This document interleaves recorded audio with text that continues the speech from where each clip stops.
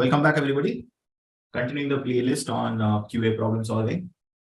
We'll be focusing on few time and distance problems. A lot of students have raised the concern on they are unable to approach time and distance problems in the simplest of manners. So that is the topic we are starting with, and we'll gradually increase the level of difficulty as we move forward into the discussions. In this video, we'll be discussing two questions on the same idea, just so that you can practice a bit on it. So the first question here, we have these two people, Maya and Ravi, set out for a picnic spot 10 kilometers away from their starting point. So when they say their starting point, indirectly, implicitly, it means that both of them have this same starting point. Otherwise, it would have said starting points, which is plural. So 10 kilometers away from their starting point, they ride their bicycles at a speed of 14 kilometers per hour. Again, they ride their bicycles at the same speed. However, after cycling for 3 kilometers, Maya realizes that she left something important behind and needs to go back to get it. If she wants to reach the picnic spot at the same time as Ravi, what speed must she now cycle at? Now, this now is very important to understand in this context. Comprehension is an important skill. So what do we mean by now? So what is the scenario happening?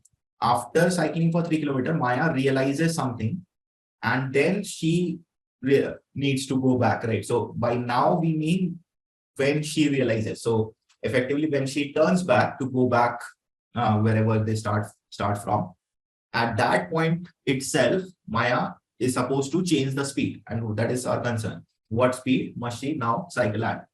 So let's first represent everything in a simple diagram out here. So suppose this is the distance they meant to travel, a distance of 10 kilometers. This is the starting point. Let's say this is the destination. After traveling 3 kilometers, the realization happens. So let's say this is the spot. So this should be 3 kilometers. Now, till this point, Maya and Ravi have been traveling for the same speed. I mean, with the same speed. So hence would have taken the same amount of time to reach whatever point this is. Beyond this, what is going to happen? So let's say I indicate Ravi with a green color. So beyond this, Ravi is going to directly travel to the destination with a speed of 14 kilometers per hour. So Ravi is not changing his speed. Maya, on the other hand, let's take a different color for Maya, goes back and then travels this entire distance and supposed to meet Ravi or reach the picnic spot at the same time. So essentially, by the time Ravi has covered this distance, Maya is supposed to cover this plus this entire distance. Now, how much has Ravi traveled? So Ravi has traveled 7 kilometers, 10 minus 3, and Maya has covered 3 plus this 10. So that is 13 kilometers. Both of these has happened in the same time. Now, what do we know about the relationship between speed, distance, and time? Distance equal to speed into time. Now, if the time period is constant, so distance and speed should be directly proportional. So if Ravi and Maya are covering distances in the ratio 7:13, in the same time, the speeds of these two people should be also in the ratio 7:13.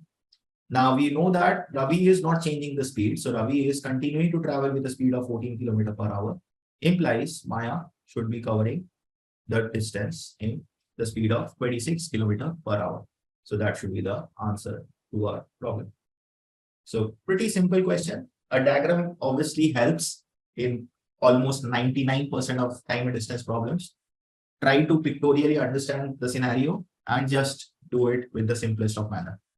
I hope this was understood. Let us apply the same idea on similar problem. So we have two people again leave their house, indirectly meaning the same house, simultaneously to run a race of 10 kilometers. Great. Raju runs at a speed of something. Sita runs at a speed of something. So as opposed to the previous question, here the speeds are different. Fine, but it is given. After running for 15 minutes, so in 15 minutes, I can calculate what Raju has run and what Sita has run, that is known to us. Raju realizes he forgot his water bottle. So similar kind of thing is happening. Needs to go back to get it. If he wants to catch up with Sita and finish the race together, again, similar thing happens.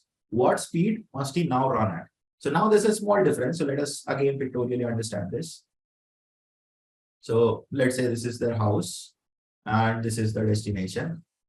Now here, Raju and Sita in the 15 minutes have not covered the same amount of distance.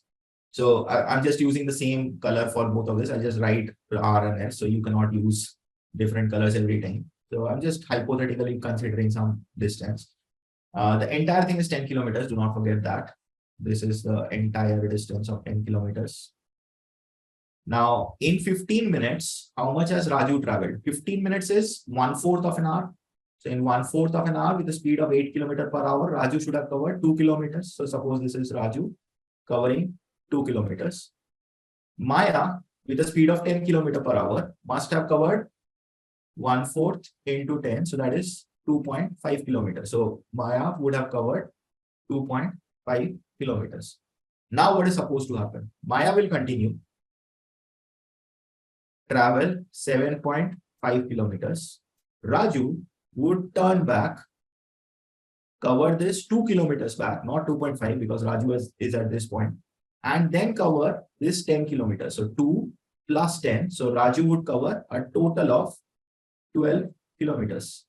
So by the time Maya covers 7.5 kilometers, Raju should cover 12 kilometers. So that should be the ratio of speeds. Now, I'm continuing with Maya, is it? Sorry for that. So this is Sita this time. So let's just make this correction. So this is Sita. Yeah, sorry for that.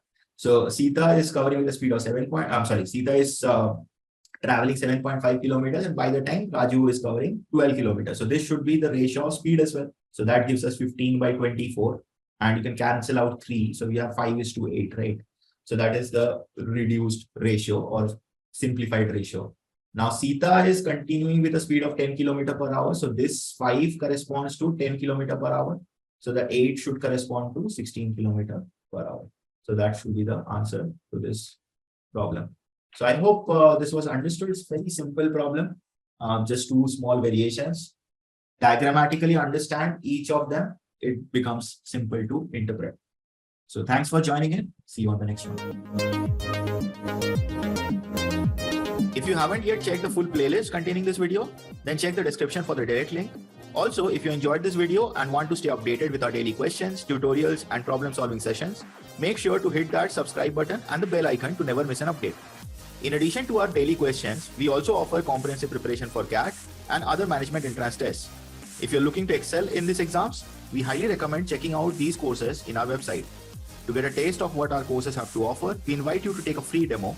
The demo will give you a glimpse into the quality and effectiveness of our teaching methods, study materials, and practice resources. You can find the relevant links in the description of this video.